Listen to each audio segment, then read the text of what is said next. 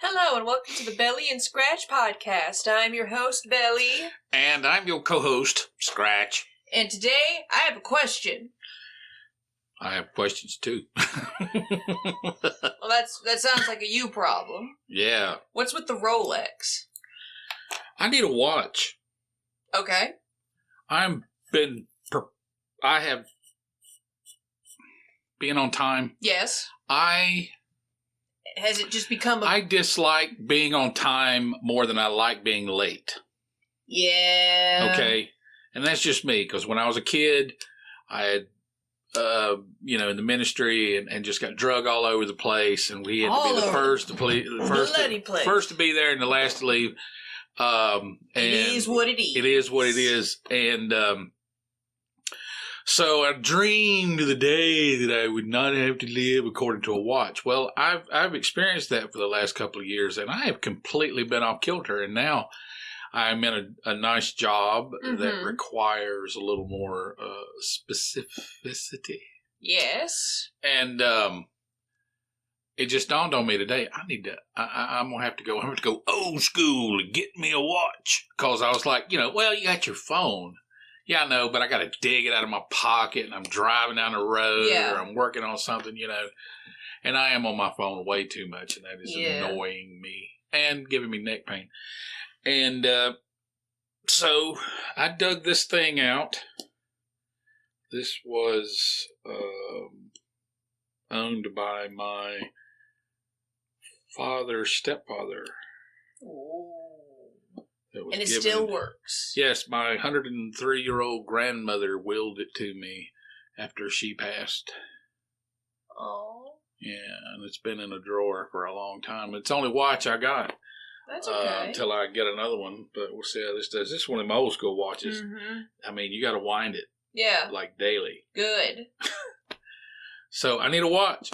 I'm constantly late. Because when I'm under the gun. Yeah, I know. I can keep it, but I'm like, ooh, I got to be here by here. But it just dawned on me today. I got to get a watch. So there you go. There you go. Okay, I was just curious,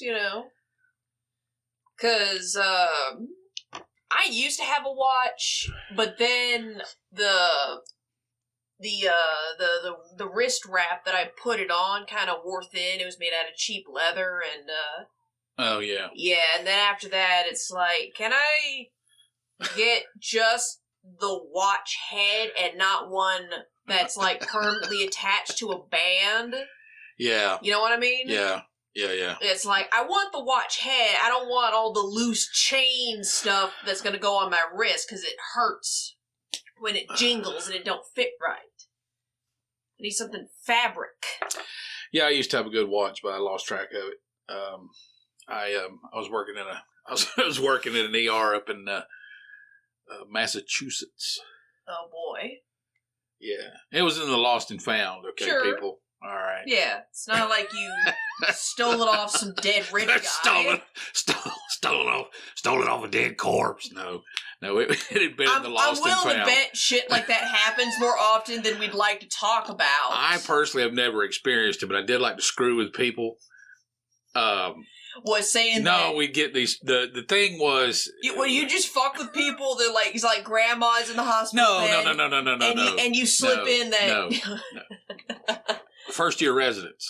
Okay. First year residents. Yeah. Medical people understand what I'm talking about. First year residents. They come to a level 1 trauma center, and that they get walked around. We're going to ignore that. We're going to ignore that for now. It might turn into a great bit later. But anyway. So first year residents, you'd always kind of trust. I never tried to do anything too mean. Okay. You always, if you had the opportunity, if you could catch them uncomfortable, if you could get one of them to puke, that was kind of the crown. That was like the top thing to be able to do. Make them nauseous. Just, make them uncomfortable. Okay. Not being mean or anything. I could describe a lot of things, but you'd have to understand. You actually would have to be in the environment to get the joke, not because you're not smart enough to get it. Because just the context you would have to. But one of the ones I used to do is we'd get them in there, You know, you got to get them undressed, expose and examine. So, you know, if I got, especially cowboy boots, be arrested down there, you know, and I'm like, you know, come on, man, because I'd be like, because people that needed work, like there's things that you do in a trauma, like this person's got to put an IV in, this person's got to put a catheter in, this person's got to blah, blah, blah, blah, blah. Yeah. But when you reach the level where I reached, you know, I would get I will be there to orchestrate it. Yeah. To record it. Yes. And so I wouldn't get involved in any of the complex tasks because I knew that stuff like the back of my hand, and it was an opportunity for other people to learn those skills. Sure. And work their way up to the top of the pyramid where I had worked my way up to. Yeah. So I would do the simple stuff like get them undressed. Mm-hmm. Okay. While everybody else is grabbing shit. So I'll take all their stuff. Now, you hope you don't have to cut stuff. Majority of times you did. But then you get just cut stuff off? Cut stuff off. Oh, yeah. Oh, yeah. I think I Big, see where heavy-duty you're going. trauma center, scissors. You know. Yeah, for when you bleed enough for your clothes to meld to your dermis. I can cut your bike lock off there, yo. I think I know where this is going. No, I just, you know, and I tried, you know, you tried not to mess with the shoes. If you could pull them off, you could pull them off. You couldn't, and you had to cut them. That was it. And you always tried to stay close to the seams. Mm-hmm. So people wanted to repair them, keep them, and you could tell keepsake stuff. Oh, I won't get it. No. Anyway, so I just picked my foot up and put it up next to the boot while the resident was helping me get their clothes off, and just look at them and go, "What do you think? You think I can wear that? Think I look good in that? You know?" Bruh. And just give them they're like, "Oh my God."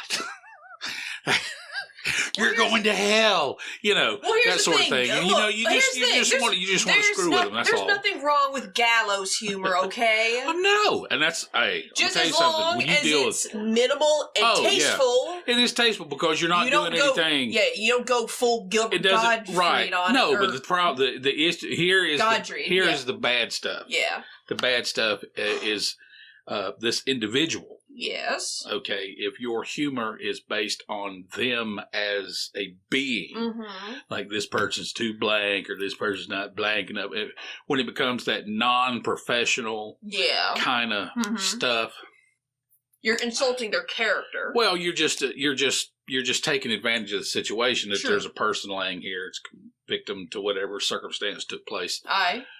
Whether induced by themselves or outside circumstances. You know, you could say you'd stay away from that. But something innocent like, "Hey, do you think this person's boots will fit me if they don't make it?" That's still kind of fucked up. It is. But you know, it, honestly and truly, I mean, there's a lot of people that ended up in trauma bays that. Based on what's called mechanism. Okay. What is that? That means that, you know, if you're driving down a highway and you know, a deer runs out in the road and you swerve to miss it and your car flips. Yeah. You are going to get backboarded and brought to me. Yeah. Okay. Your car flips. And I've gotten people out of flipped cars, got them off backboards and seat collars that didn't have a scratch on them. One dude in particular,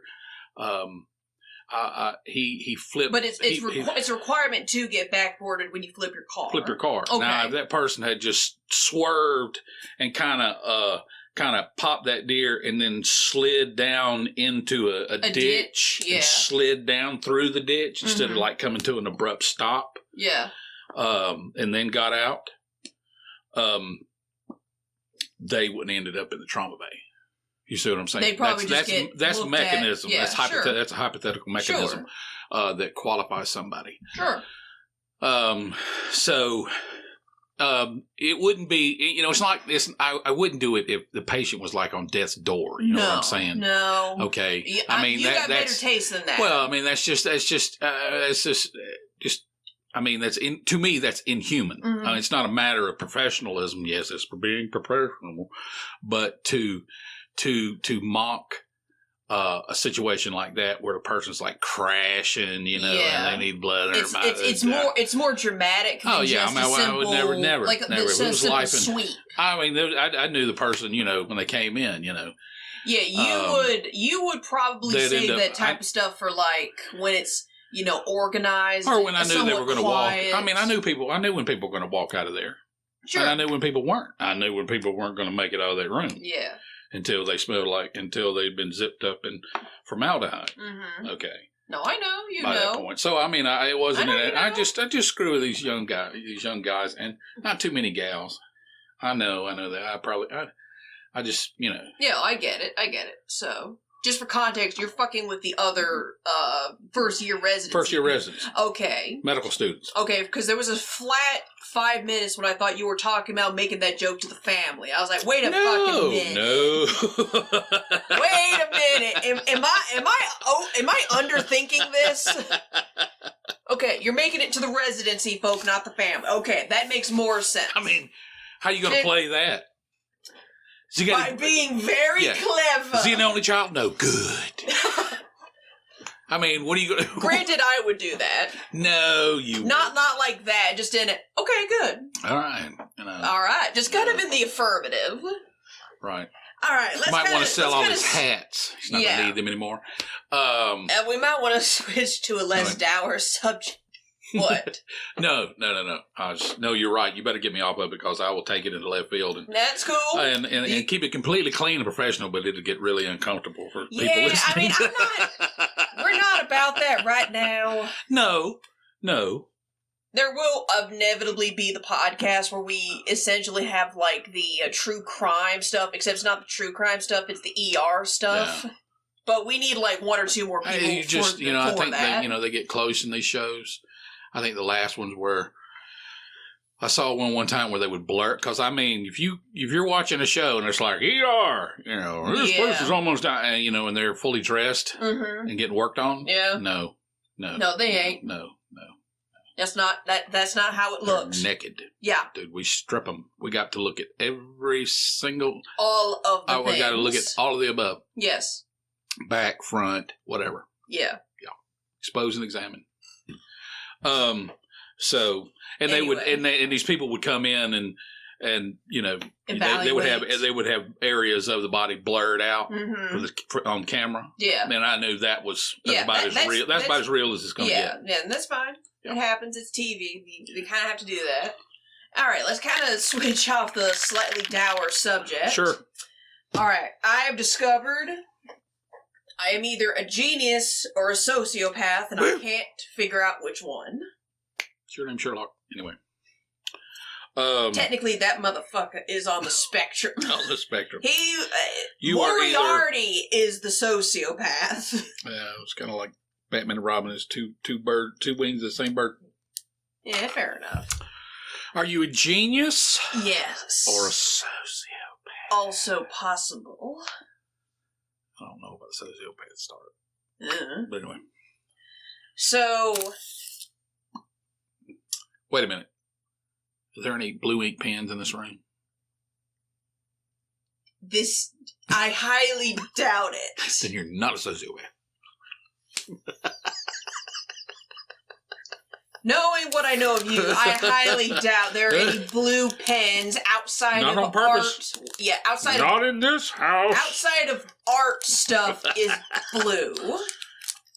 Yeah. I highly doubt there are any blue writing pens in this place. Shut up. Anyway, yesterday there was a little Ren Fair. Oh, yeah. The local Ren Fair. I've been waiting to hear this. Yeah, okay. I ain't heard it yet either, folks.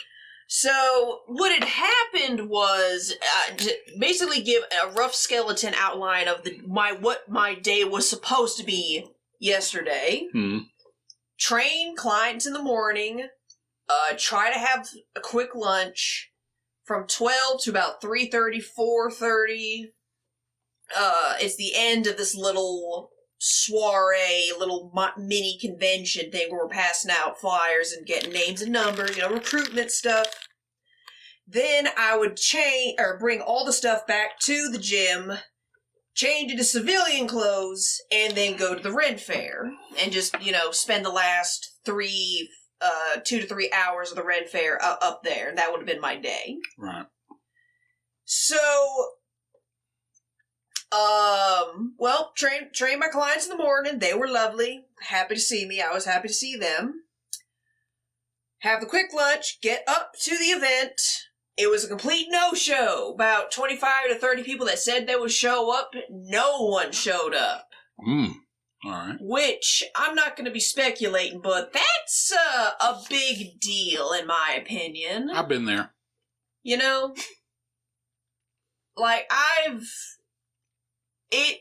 It's really telling when there's an expected volume of people projected to come, and it ain't even a third of that number that actually come. Right. That's not good. But, as luck would have it, I got to enjoy more of the Ren Fair, because I just changed into my street clothes and went. And it was sunny, a little bit cloudy, and windy as hell. Upwards of 22 miles per hour wind. Mm-hmm. And, it about blew some people away. Some of the vendors, blowing off their drinks, their tents. That was that really cold wind? Yeah. Oh, yeah, that's Everybody's right. outside in Renaissance Festival gear. The temperature dropped like 20 degrees overnight. over like two days. It was like fucking 20, 30 degrees. Yeah, there was no period of acclimation. It was like sunny. Sunny, warm. And then 2 days later, it's in the 20s. Yeah, and there's like rain and thunder and dumb shit. No, you're right. There was no period of acclimation. No. And these people were getting fucked up by this wind. People just groaning, and kids, so kids are just moaning to their parents and everything. Probably the first opportunity they've been able to get out of the house for the last 2 months. And now they're miserable again. Yeah. And it was perfectly sunny during the week. Yeah. Yeah. Yeah. So, fuck that. So, in my brilliance... Yes. I go to the local tavern that had recently closed down, but didn't, apparently. Oh, really? Last week it closed down, but they opened it back up for the Ren Fair. Oh. They kind of shut down just because of economic reasons, because everything's getting too it's getting too expensive to have, like, mom-and-pop restaurants. Right. Which makes me just sad in my heart. So... Right. In my brilliance, I walk up to the bar. People know me there. Scully's there. Cool. She had literally just popped up as soon as I rolled in the door. So Scully was there. The owner was there. I talked to her some. And in my brilliance, I walked up to the cash register. I said, "Give me a cup of hot chocolate and a shot of tequila right the fuck now." All right. I don't know what part of my brain it came from. I don't know which side of my family it sprung from. But the phrase and the order of "give me a cup of hot chocolate and a shot of tequila" rang true. Like, it almost vibrated up my spine into my head, and then I just said it. Not obviously not... Up your spine? I guess. Oh, okay. Well, there you go. That's Kundalini. Well, of course. What? Wait. You mean the...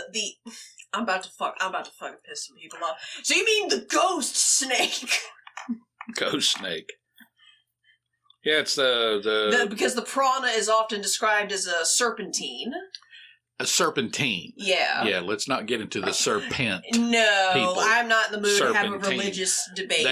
That tall pole out there with a light on it. Yeah. It's serpentine. Yes. Okay, I was watching something the other night. Oh, They say some dumb shit.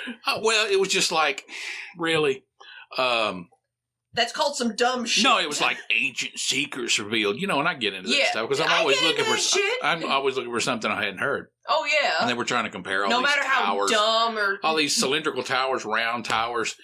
The snake people. It's like, dude, of course. Yeah. if you're going to build a tower, I mean, what's the most economical way? Circle? A circle, if you have the technology. Yeah, if you have the ability to do it, it's a circle. You know. People, it's also it's a technological thing. It's like the pyramids in the Mayan pyramids versus the Egyptian pyramids. Yeah, and it's two completely different types of technology. Yeah. Okay. But they're like, why did all of these people have similar structures? It's all in a triangle shape. Well, maybe because the triangle is one of the more efficient ways to build a fucking building. Why don't you just explain that they have trees and rocks on the ground too? Yeah. They figured that shit out too. And they figured it out too. Yeah. So yeah. It's almost like certain. I mean, it's not like somebody was, laminating a gym floor. Yeah. And then, buddy over here, he's just building a cave. Okay. There's nothing advanced. Okay. Show me. Well, maybe the Roman concrete is one thing. But yeah, that's some weird it's shit. It's some voodoo stuff right there. Yeah. They don't even know how they did it. Exactly. And I'm like, how? This would be amazing. Yeah. Permanent concrete. But technically, it's really not that much different. It's just a better version of what they already have. Yeah. Okay, it's nothing, Yeah, and that's it's almost like certain facets of physics and geometry are universal. Right. Ooh. Or even gravity. Sacred. I don't know what's up with sacred I don't know. geometry. That's what a lot of that stuff is. But anyway. But they were talking about all the serpent people because the towers are round. It's like, dude. So it's serpentine. Yeah, it's serpentine. It's not serpent. There are some I don't people who want to turn it into that, but that's... I don't want to get into that. I'm not in the mood. No. So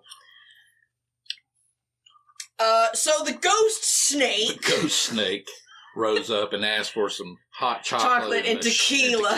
All right. They were. I think what happened was you hit your head on the way in. No. I don't know. There was enough battle axes on people's backs. I probably could have. Oh, they were all caused up. Yeah, everyone was fucking caused up. Oh my god. There was Vikings and knights. There was a fucking Roman centurion for some reason. Why not? Roman invaded Britain at some point. Yeah, first century. Yeah. Or whatever. Third century? No. I don't know. Wait.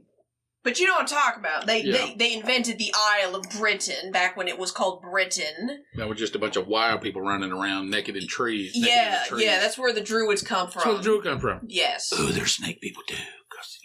Because, trees are serpentine. Oh my gosh! And vines! Yeah. And scorpions! And zebras! Yeah, I know. It's like, what? It's like, oh, okay. What? So...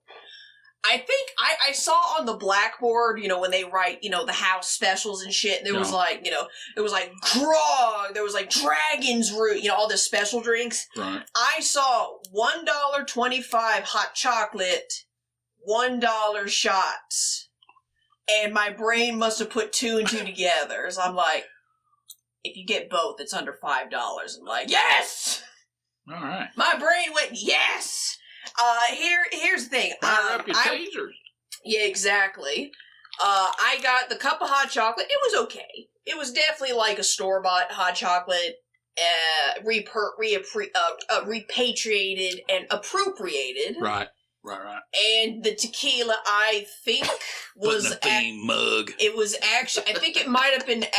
I don't want to say it was Everclear because it would have been so strong I couldn't have drunk it. I couldn't even get near it without smelling the antiseptic fluid of Everclear. Mm.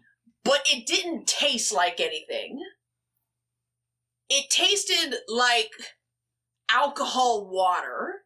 Because I've had that 1800 tequila before, and it tasted like tequila. I don't know. It was just flavorless, but I don't know. What did you drink first? The tequila. Oh, okay. I was smart. I had the hot chocolate as the chaser. Sure. It was just tequila. Oh, one slam it down like you're supposed to. Yeah. And I just started drinking the hot chocolate. Here's my analysis of that. Mm-hmm. After the two settled into my stomach, I did not feel anything for the next 3 hours.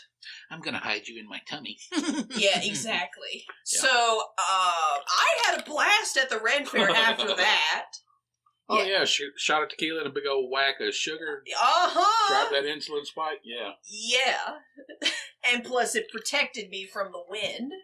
I was still cold, but I wasn't bitching. And that's the difference.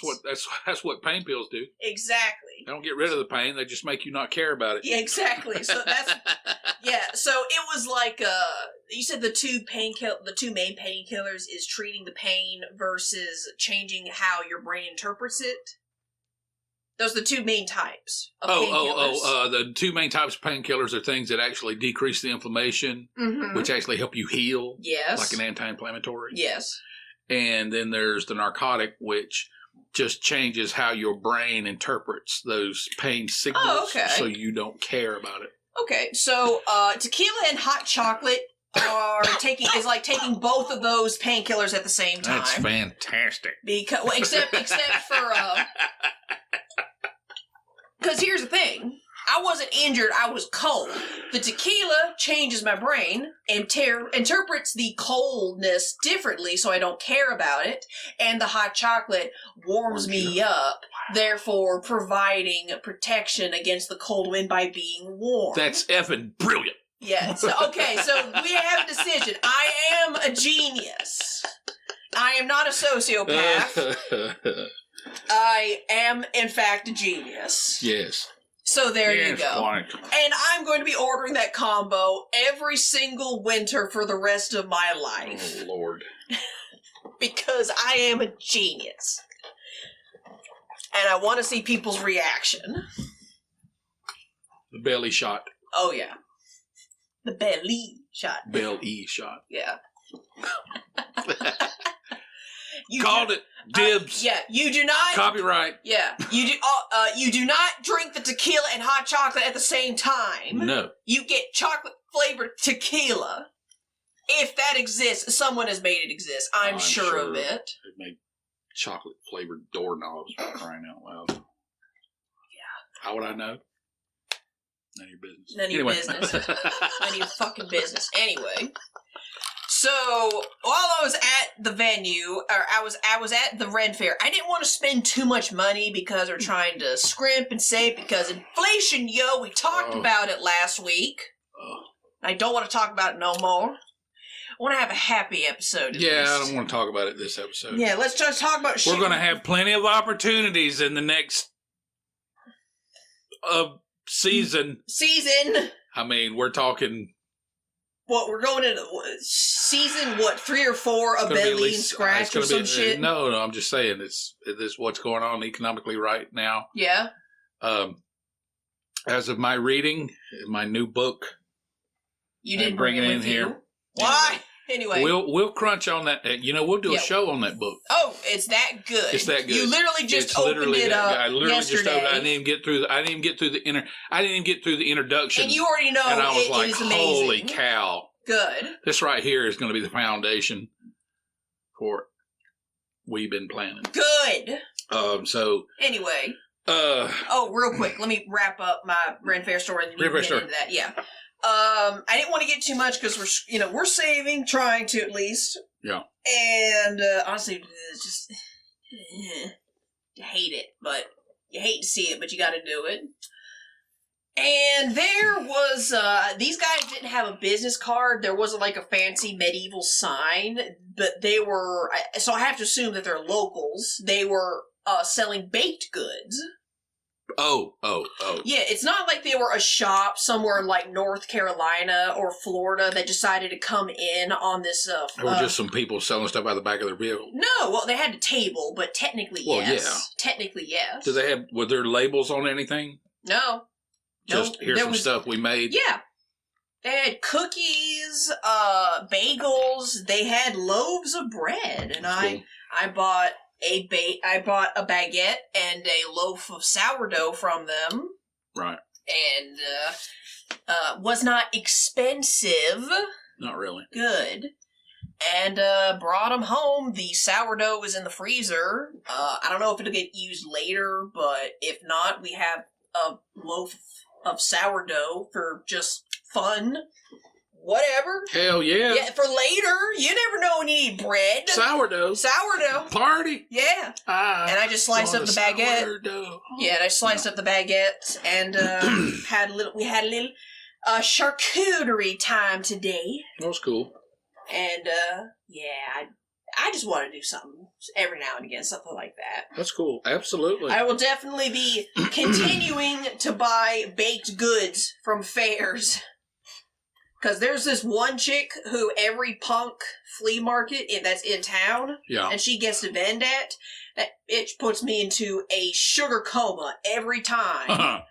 Because she has like her big bag of goodies for $20, and it is like a 10-pound bag. I would definitely only visit those vendors that I had multiple contacts with. Sure. I'm not saying don't encourage new business, but I don't know.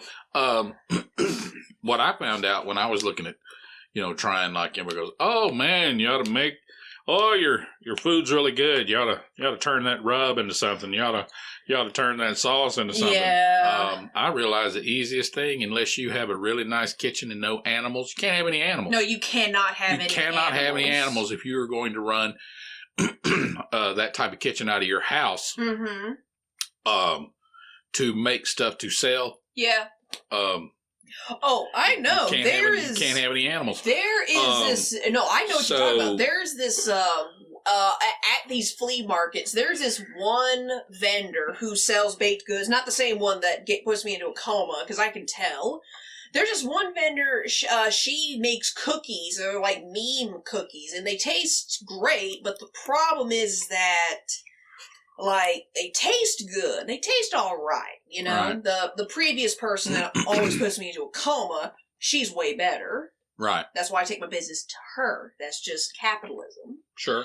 But the person that makes these meme cookies, every time I had to stop buying from her because I couldn't help but notice that every time I would like put the cookie next to my mouth where I could smell it, it would smell like wet dog. Oh. Not potently, but only when it was just close enough for it to be almost directly up your nostril for you to notice. To that, people. I do. And that's why I stopped buying from her. Yeah. And I think that might also be why I don't see her as frequently. Yeah, you gotta... I don't know what it is. I don't know what it is. I mean, I'm not saying it's a bad... I'm just saying, when you make food for... So you make food like that. When I looked into it, yeah. And I didn't have a problem with... She's just staring, trying to go back to sleep. I didn't have a problem with... just shouting at her. You just have to... You have to get some kind of license or some kind of... You definitely need a fucking license. Or... Yeah. Some of the vendors, they have like a sticker that they'll put on their goods, their wares when it's bagged up that says made in the kitchen, not inspected by the local health inspector, yada yada yada. Basically like a disclaimer. Right. Don't basically a CYA sticker. So no, yes, but maybe also no. There's some kind of skirting the legality line of it, which punk flea market, yes, that's going to happen. Well, probably basically what it's saying is, there's probably not enough. Well, there obviously aren't enough employees to try to weed out everybody who makes stuff in their house. Yeah, takes it elsewhere to sell. Especially now, people will start doing that. Yeah. Yeah. Yeah, I'm seeing people like sell food on Etsy. Yeah. Food. Oh. Not stuff like vegetables or cuts of meat, but like seed starters. I think I remember seeing someone that sold like loaves of bread and yeast starters and stuff like that. Yeah. Like that's happening. Yeah. Like Etsy and stuff, places like Etsy are about to become like an online food market at this rate. It's going to happen. Yeah. Well, to a point now, because of what's happening to the price of energy. Yes. There's going to be some shipping issues. Which means more local growers and... Definitely local growers. Might have to start looking into foods that we already eat that are easy to grow, like potatoes. All potatoes are great. And I eat potatoes. I eat potatoes and tomatoes. Tomatoes grow like weeds. Mm. Yeah. I'm just saying it might be something where we need to start looking at if inflation is going to be heading up. Not like anything big, of course. Just I think it's going to something to help curb it. Sure. I got those books, and those I've had those books, Mm-hmm. and they show very plainly how to grow basic staple vegetables. Yeah. So. No problem. That's happening. Mm-hmm. But victory gardens are coming back, from what I read in this book so far, yeah, and I just finished the first chapter today. Okay. I just now found that's that's the bear market book, the right? small one, yeah. Yeah, the small one. It reads like a big book. I don't mean in terms intimidating. No, it's very unintimidating. Okay. Is it written in a technical way? Whoever wrote it is a good writer. All right. That's probably how it found its way into a library. I don't know. I ordered it online, and it showed it is definitely an old library book that I personally had nothing to do with it. I get the receipt on it, but it reads very very clear. I'm sorry to accuse you of theft. I didn't understand the significance of it. It's just when I was trying to. I didn't realize I was, when I was trying to understand the market, and I'd order some stuff and I'd read it, and I really wasn't any better, and I'd order some stuff and I'd read it. Yeah. It really wasn't any better. Because the whole time I was thinking of, my mentality was these mechanical systems that I was engaged in. Yeah. That's what I started with. Sure. Yeah. And all the really... and about 90% of what you can get your hands on is all based on some kind of mechanical system. But then there's that 10%. And this is one of those 10% books where it talks about it's more intuitive. So it basically says what I've read so far is now this book was copyrighted 2002. Mm-hmm. 2002, 2003, somewhere in there. Somewhere in there. So this individual wrote this book through the late 90s, 2000, and 9/11. And so he was able to see the end of one of the greatest bull runs in history that started with Reagan and ended with Bill Clinton. And then to see a depression, recession hit in the early 2000s, and then, watch it kind of hover, and then watch 9/11 kick it off and drive the economy down. Yeah. So, and he covers all of that in this book. Okay. And he basically says the only way to really get out of you can have basically what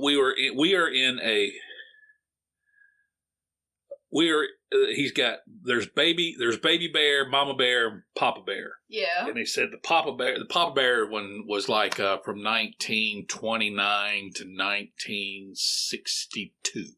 Yeah. Okay, that lasted a decade or more. Mm-hmm. And then most of the big ones are the mama bears, and then the one we had. Depressions or the bear markets. Okay, the dips. Yeah. He said, basically something I wish I had understood when I first got into this is that the market is in a perpetual bull. Yeah. When you step back, because that's just how the market is. Uh-huh. The more business expands, the more businesses there are, the more growth, more growth. Of course. So the bear, I was always like worried that a bear market was going to take place at any minute because I didn't understand what I was looking at when I looked at the market. I understand it now. And I wished I had understood that part of where it talks about, hey, we're all in this perpetual up. If you'd have just put your money in and leave it alone. Yeah. But he's basically saying since the early 2000s when his book comes out, it's really not safe to do that. You got to understand both sides of the market now. Sure. Okay, as a rule. But anyway, he basically says that based on what I've read so far, I'm under the impression that what has really triggered this mess is the inflation. Yeah. And the only thing that will really turn the market around will be to fix this inflation. Now, I'm assuming I'm going to run into the part later in the book where he talks about methods of that. Yeah, because I'm curious, how do you fix inflation? Yeah. I have all kind of crazy stuff going on in my head about this whole thing. Like they pumped they printed more.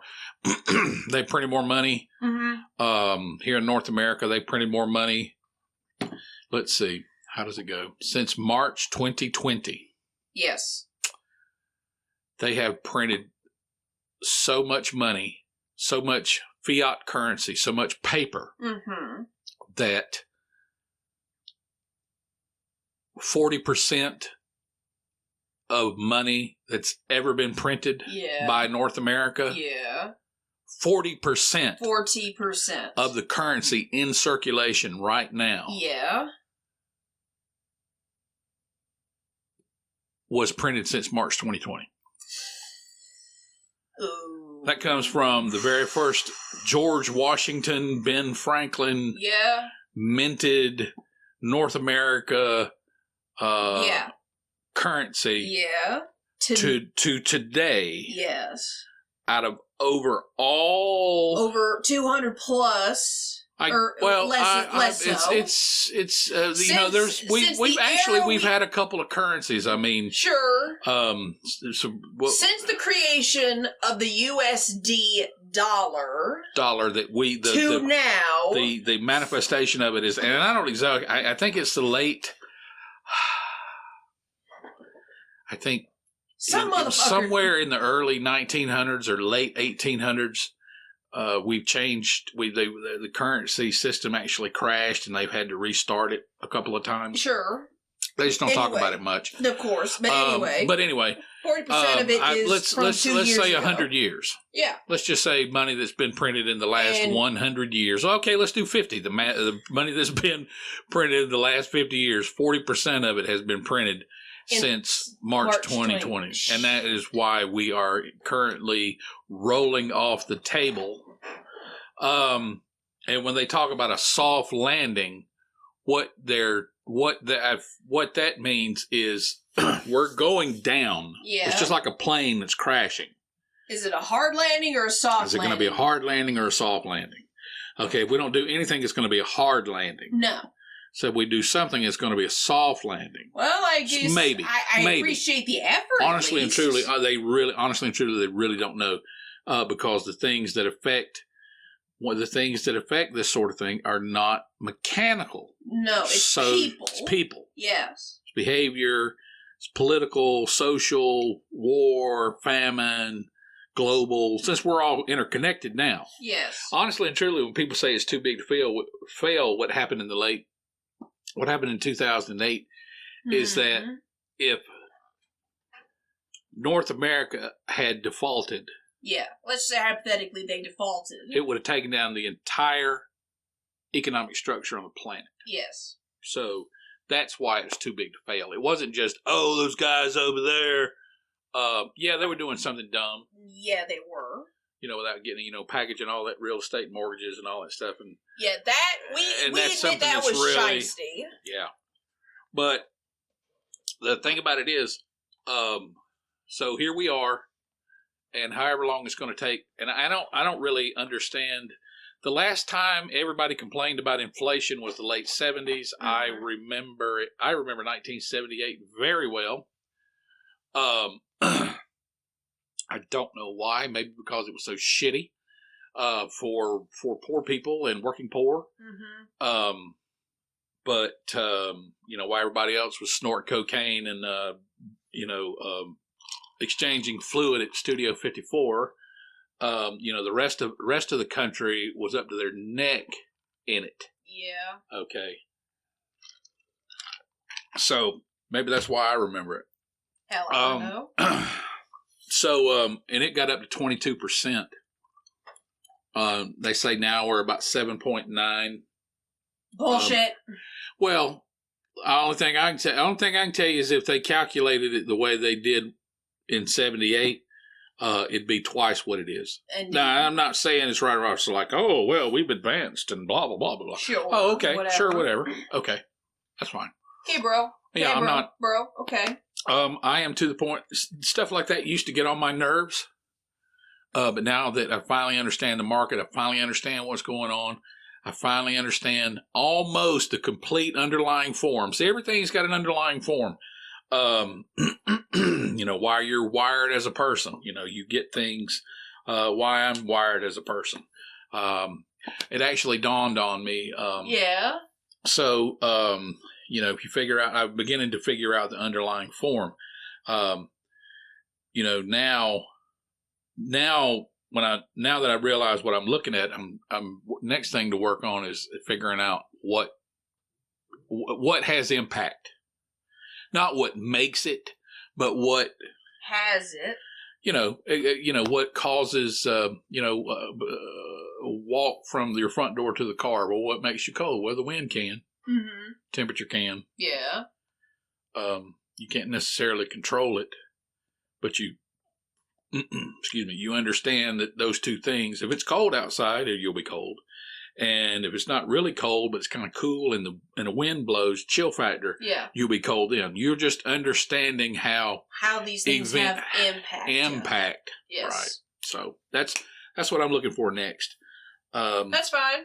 And that's cool. And that's what this book is about. And which I didn't realize it. I just thought like, honestly and truly, this is what I thought when I looked at this. It's strategies for a bear market. I thought I was going to be looking at someone go, okay, well, during this time, you need to buy X amount of blue chips and X amount of bonds and X amount of commodities. But that is not what it's about. It is the big picture. It's like, why is this happening? Yes. How to identify it. Stuff that we need. And how to determine when it turns around and goes back the other way.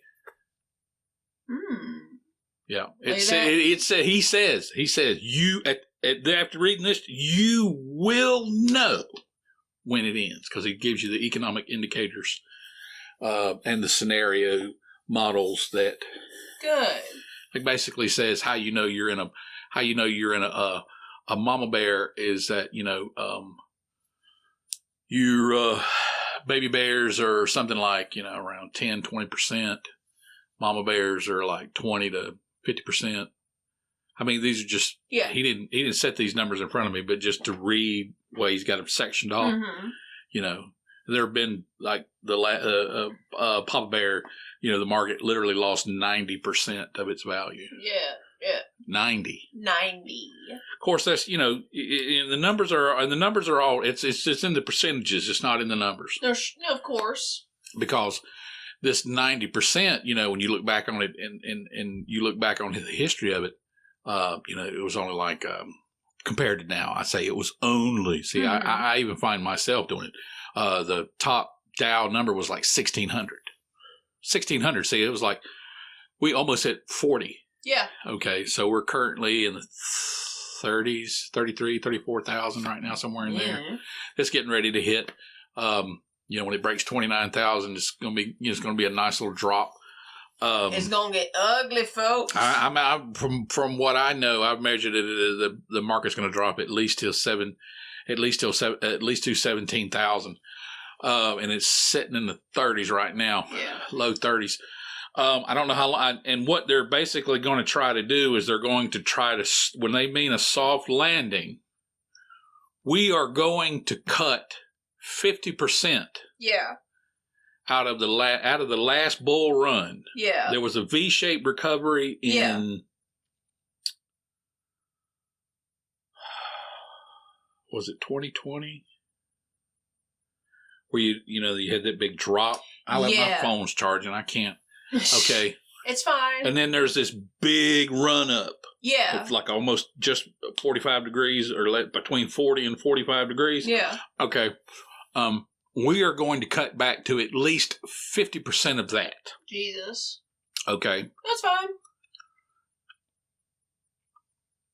And the worst case scenario is that it breaks, that it completely flips over. Yeah. And passes, because you know with that V-shaped recovery. Yes. If it goes down and then back up. If it breaks below that low point of that V-shaped recovery, then we're in big trouble. Oh boy. Big trouble. And that'll be when we'll be growing taters. Why not do it or now? How slow why can't we grow taters now? No, we can grow taters now. That's fine. It'll save money on potatoes. You can grow taters.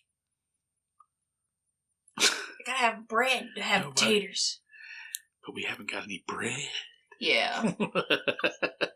But yeah.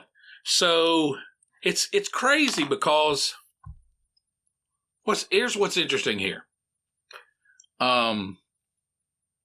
It's almost like people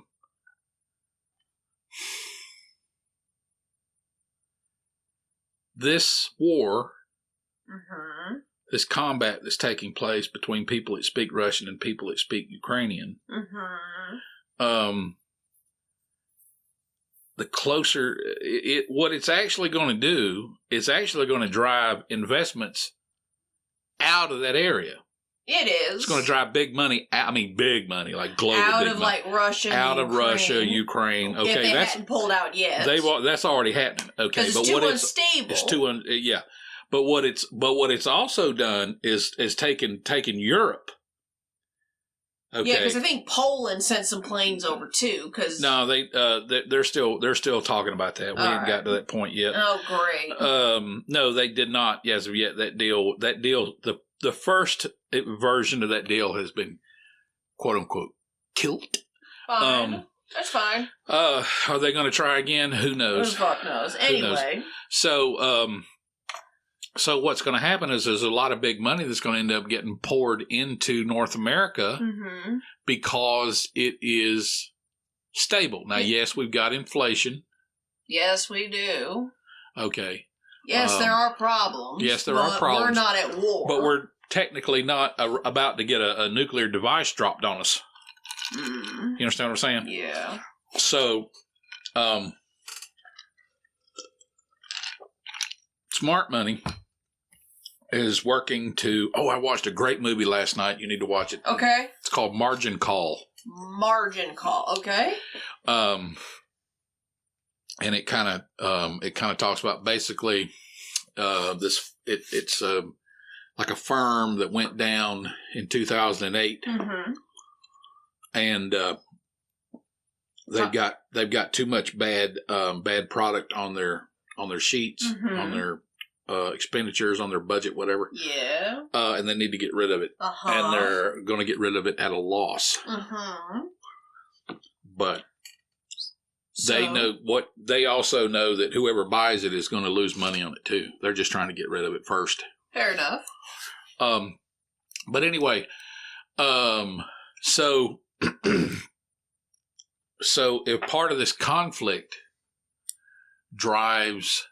is going to drive some money out of Europe, or people thinking there are people that have their financial entities on this planet that are so huge. It's like, we talk about, or we have spoken about Larry Fink, BlackRock. He manages the biggest hedge fund, something like $10 trillion. Something like that. If he is able to put together a fund that big just in the last 20 years, something like that. Obviously, there are entities that have a lot more money than that. Because they've been around since the Roman Empire. Yeah. Okay. 2,000 years. Yeah. Bye. So it's so they're constantly looking to move their funds around, and they're really, honestly and truly, when your money gets that big, you're not really trying to make any money. you're trying not to lose any money. He makes a great point in that book. He says the difference between here in North America being such a young country, and basically Europe, pretty much. He said, money over there, they're just trying to maintain. Sure. They have money. They're not like North America where they're trying to make it. Sure. They're just trying to hang on to what they got. So big money moves things around, trying to stay stable and not lose money. Fair. That's why the investors here in North America are much more aggressive. Because they're trying to make money. Fair enough. Because they're new money, nouveau riche. Okay. Mm-hmm. And whereas, and I'm always drawn to, there's something about Austria. There's something about Switzerland. There's this old money in those areas that mountains. I'm just saying. There's always this. It's like they say like everybody in Kuwait is wealthy. Something like that. Yeah, it's like everybody in Austria is wealthy. So I don't know. Probably. Or it used to be. They used to be till WW2, whatever. Sure. Probably. And but I'm just saying that it's going to drive investment here in North America. Yeah. And I think the part of the possible outcomes of this conflict between people that speak Russian and people that speak Ukrainian is the farmers are going to win. Farmers. Because they're going to steal all your shit. Old MacDonald had a farm. Wait a minute. Old MacDonald had a gat. Old MacDonald got a gat. Pow, pow, pow, pow, pow. With a pow pow here and a bang bang here and a get the fuck off my lawn. Yeah. Yeah, that's about right. That's about right. Grand Theft Ukraine. Grand Theft Ukraine. So part of what is going to happen here in North America, we are going to enter at least a baby bear market. I think we're going to hit at least a mama bear market, which may push it throughout the end. No. Does that book talk about shorting? It yes. Good. And it also talks about we'll also learn when the market takes a breath. Oh, good. Because I'm so fucking sick of counter trend trading. It is ridiculous. No. If we didn't understand counter trend trading, we would be in big trouble right now. I know we are. I know we would. Trend trading, most of the mechanical systems and everybody that I know that's trying to talk, that think they're talking to me, that's where I started. I started as a trend trader. Yeah. Okay, now I'm a reverse trend trader. Okay, and if you don't understand the difference, you're still a trend trader. Because you have to go through, I think, being a trend trader. Yeah. To understand how to be, because trend trading, if you don't understand it, because you constantly think things are going to turn around. Once you're counter trend. Why is everything so smooth? That's why. Oh, probably. Oh, well, I don't know. You're the one did you put that on there? That perp? Yeah, perp? That was me. Oh, okay. Because I was just curious, because I know it's not a good bull bar. That's a pretty fucking decent bull bar. Is that on, what is it on, days or weeks? That's on days. I was looking at weeks. Yeah, I was looking at days.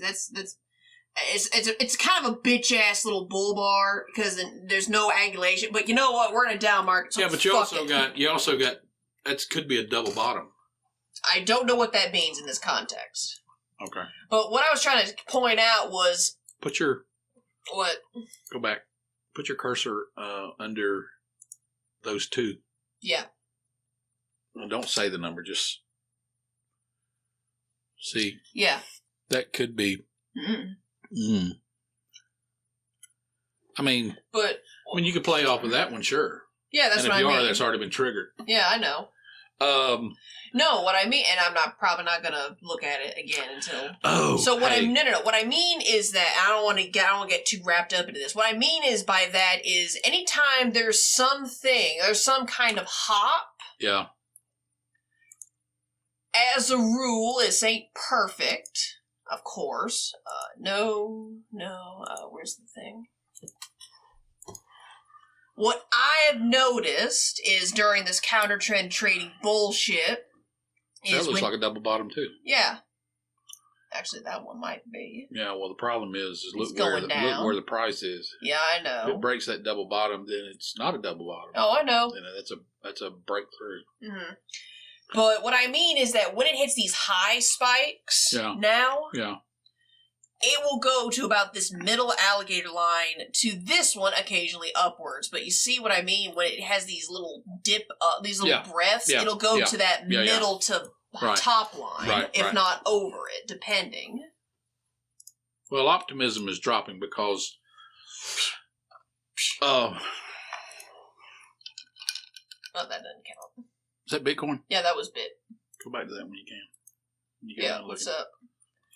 Yeah, I don't want to fuck with this one too much. See, I'm trying to just hang on to your money as much as possible. I know. I do. Go to week. No, I think, and then put it in. I think Bitcoin is technically the gold of crypto or something. Yeah, technically the blue chip. Yeah. Okay, I called it gold in the sense that you can carry it around. Yeah. It's like cash. But it's also a blue chip.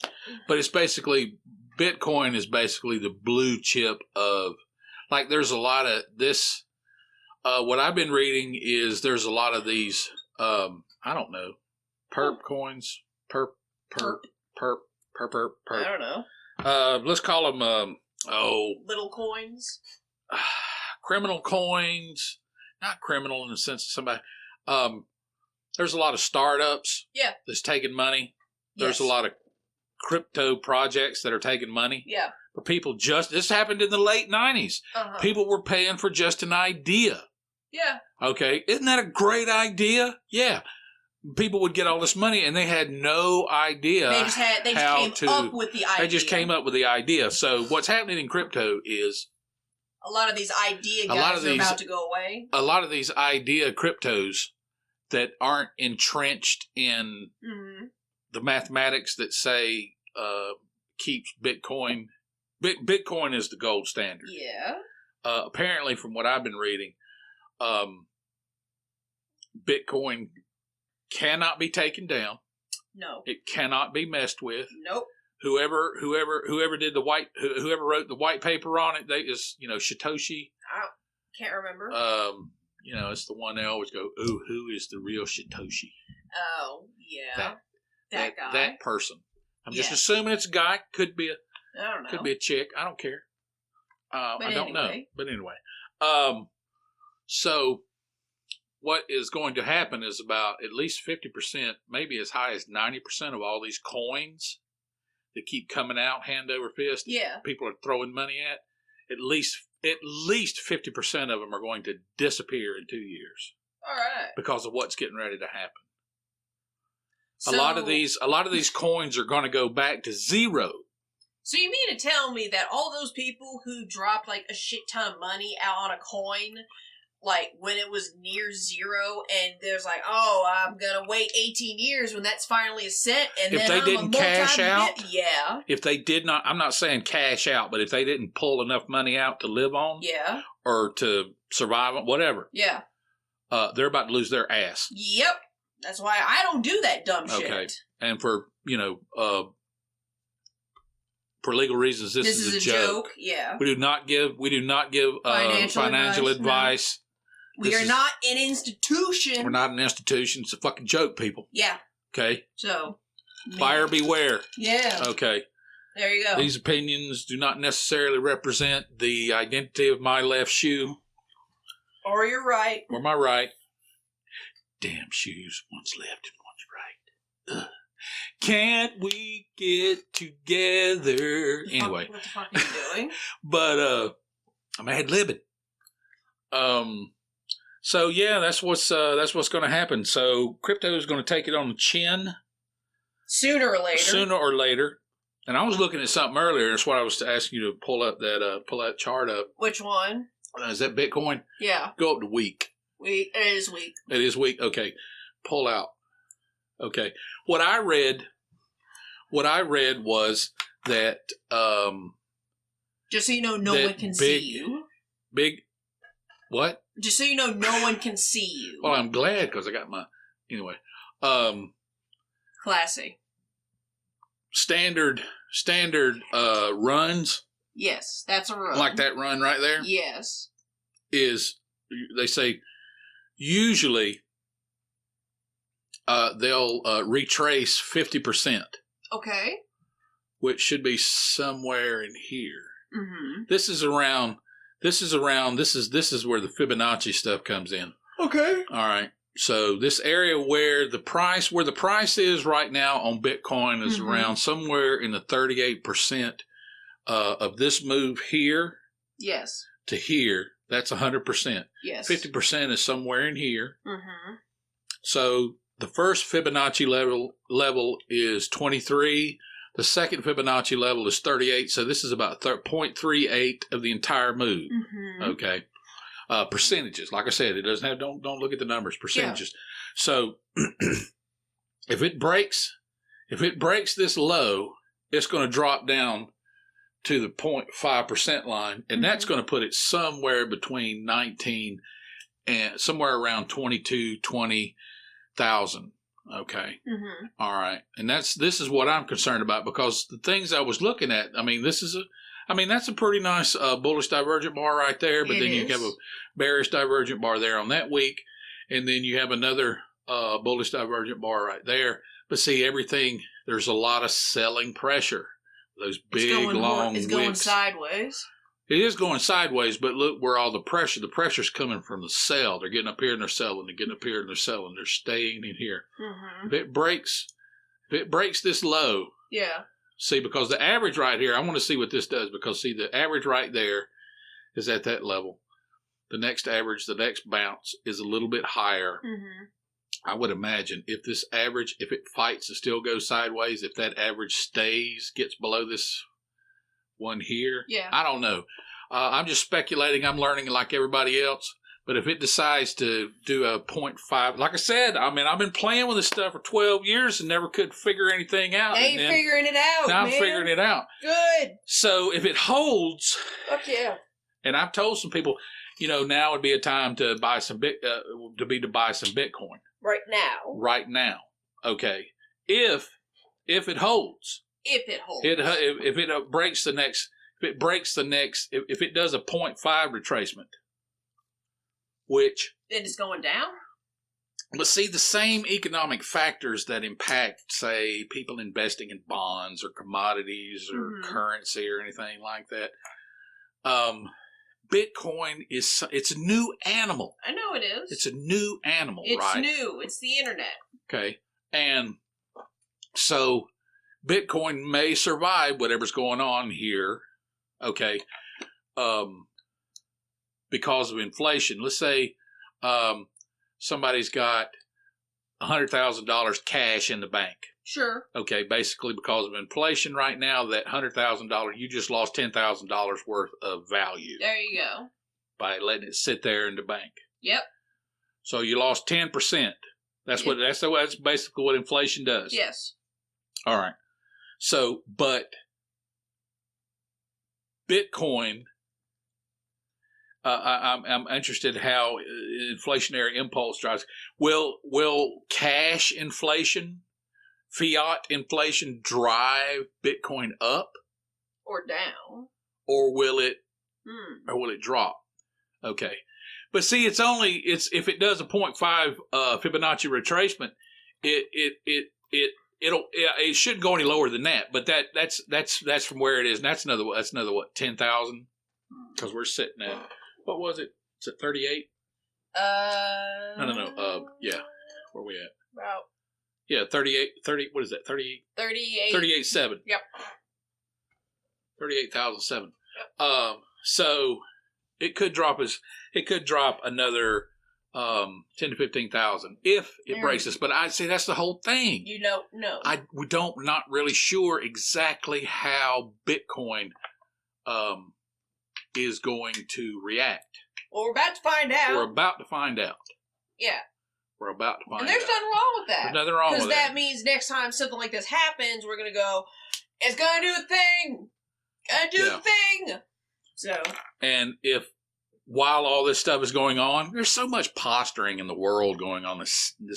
They're not even saber rattling. What our leaders are telling us is not what they're saying to each other behind closed doors. Yes. Okay. There's only been one maniac in the White House in the last 40 years, and they just voted him out. Okay. He told Putin that he would bomb Moscow if he invaded the Ukraine while he was in office. Told him to his face out in front of people. Yeah. Okay. They said, "Oh, he was joking." Well, yeah, but he was just crazy enough to say it out in front of everyone. Say it out in front of it. Get it on record. Well, I don't know if he's that kind of smart. He's a little bit more of a loose cannon than I was hoping after listening. There's a lot of people giving. I don't want to get into plot. I don't. Okay, but anyway, I get it. But what I'm saying is, so if Bitcoin continues to go sideways, yes, and pulls in some more buyers, which is highly possible. Very possible. With inflation taking place, the conflict that's going on over in Eastern Europe, Bitcoin continues to gain strength and go sideways, and then finally breaks that old high, which is around 69,000, somewhere in there, 69.99. The sky could be the limit on Bitcoin, because if Bitcoin shows itself to weather this current economic crisis, people are going to start dumping money in it hand over fist. Yeah, and it's going to go on a huge run. I don't know how long it's going to last, and I don't know how long it'll stay, but I'm saying that if it breaks 69, if it goes, and I read something last week that said that this one, I read. Doesn't mean I always. I probably follow one of 100% of things that I read. I might allow my actions to be changed by maybe 3% of what I read. Sure. Maybe. Okay. I like to read after I've done something and see if somebody agrees with me. Mm-hmm. I think that. So it said that.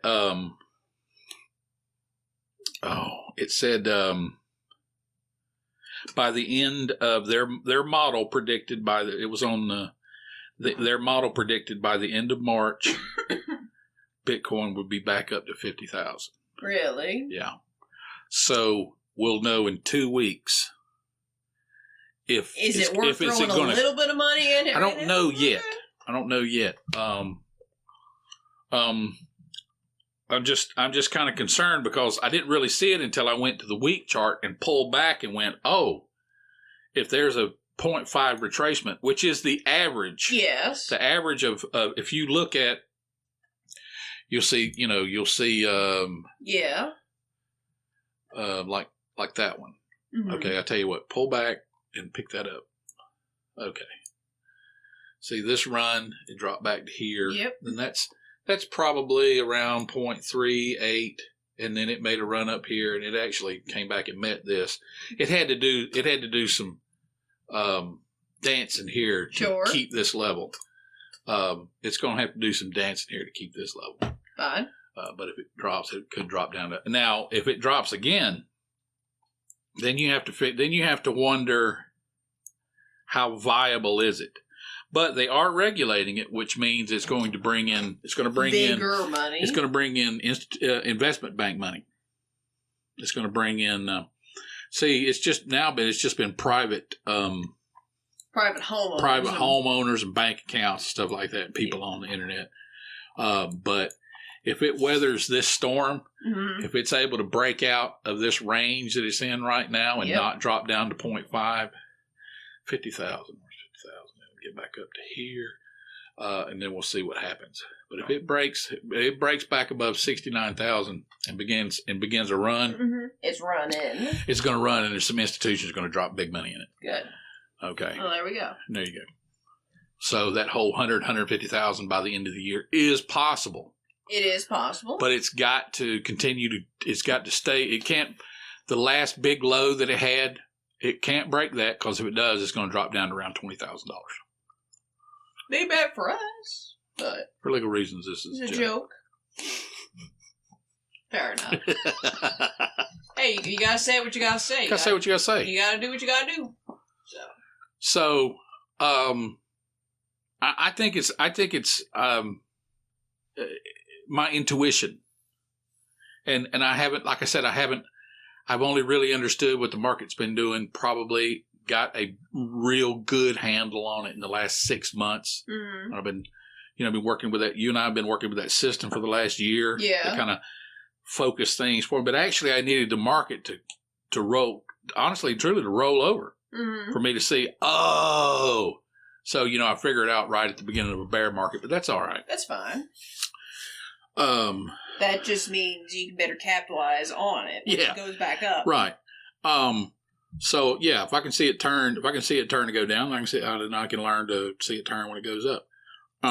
So we'll see how that goes.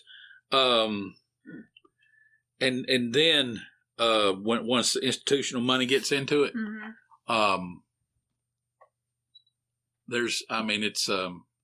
it's going to be a new class of wealth. It really is, because there's a lot of people that like gamers. Yeah, they just had little bitch ass little machines, like old gaming systems. They've got parked on a back table. It's been mining Bitcoin for the last 10 years. Indeed. You know what I'm saying? Yeah, that's kind of why all the most recent... This is actually kind of the main reason why it's fucking hard to find the newest graphics card, is because they keep buying the fucking things for crypto mining. So, here's the thing. We would be fully capable of it. We just need, like, $5,000 graphics card that we don't have the money for. Right. Just need the capital. Yeah, we just need the capital. I mean, I guess. And then, yeah. I mean, I still have to trial and error process, learn my way how to do it. I just don't have the ability to buy the mining equipment. Yeah, I mean, I have like a little like desktop. No, yeah, I still got this. Whatever. I still got this little itty bit. Don't worry about it. Okay. Anyway. Right. I know, I've still got my own little desktop thing. I just need a better graphics card so I can at least do something. Not a whole lot of something, but something. Yeah. And we just need capital. No. So. There you go. But I also another interesting article I read, because I was really concerned about, what is the possibility of Can we short the Dow? Oh yeah. You know it's gonna roll off the dude. You know it's gonna roll off the table. We just gotta find a way to do it. Yeah, they're index funds. Index fund ETFs. We know it's gonna roll off the table. Come on. I had thought about it till you mentioned it just now. New project. Because I don't want to short like an actual brick and mortar business. That's not my style. Right. If something big and plumpy, like a conglomerate, is about to go into a bull, 98% of cryptocurrency is all completely speculative. Yeah, exactly. So there you go. It's one of those. I mean, stuff that the blockchain technology they say. Sure. I mean, and hey, if anybody wants a good job, learn to code blockchain. Indeed. That's a 6-figure job right there. Might actually start looking into that because I'm getting nervous. Yeah. Learn to code blockchain. They're screaming for coders. Yeah. And blockchain is the new technology. Of course. Yeah. It's the new computer or whatever. So I get it. So that's what's going on. When they build the digital dollar, it's just like this. Okay, what made people rich during gold rushes weren't the miners. It was the people that sold them the shovels. Yeah. Okay. And if the digital dollar, digital yuan, whatever, the digital shekel, whatever, yeah, is all going to be blockchain technology. Mm-hmm. So that's the shovel. There you go. Okay. Yeah, I'll start looking into that. So coding blockchain, if you're into that sort of thing. I can at least dabble in it. Look at it. Take a look at it. You want to enjoy it. Yeah. I don't fucking know. All I know is that you can learn it at home. I mean, yes. 12 months, 6 months from now, you could be making 6 figures a year. That's fine. Freelance. That's okay. Yeah. Like anybody okay with anybody that. can do that. Yeah, the only thing is that here's the thing. I don't mind doing that, but the thing is, I gotta find something other than Uber to do. Yeah. I like training people. I do. Right. But everyone's starting to get really closed up because inflation is becoming a bitch, and I don't know where the rich fat people eat. Or at the very least, I'm starting to slowly run out of the capital to go up there. Hey, I'm telling you, go down to the courthouse and get a list of women that are recently divorced and send them a card. Maybe. I don't know. But, I mean, I still want to trade people. I would much rather do that. But right now, it's like, I got to do something. Right. You know, in the meantime. Right. Well, I can work on the... You got to figure out how to short. I got to figure out how to short. Because if you... And I have to figure it out before you...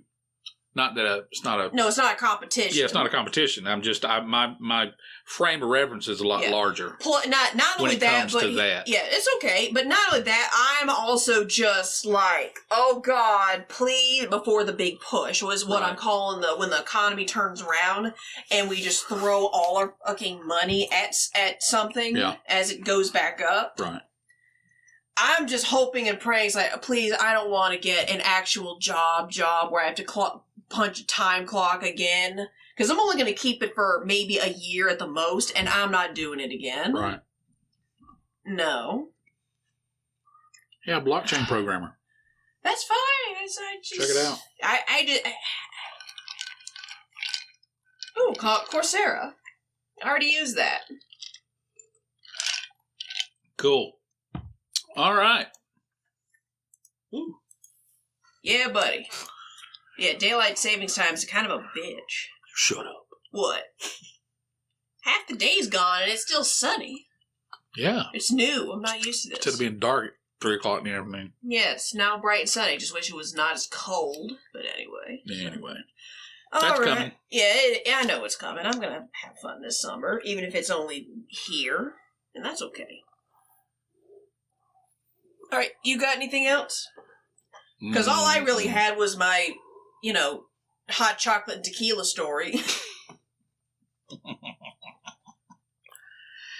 Yeehaw! Oh, I'm going. That is definitely going to be something I'm going to do for the rest of my days when it's cold. Okay. It worked. I'm so proud. Yes. Anyway.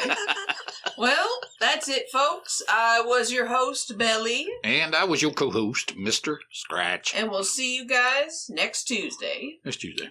Bye. Bye.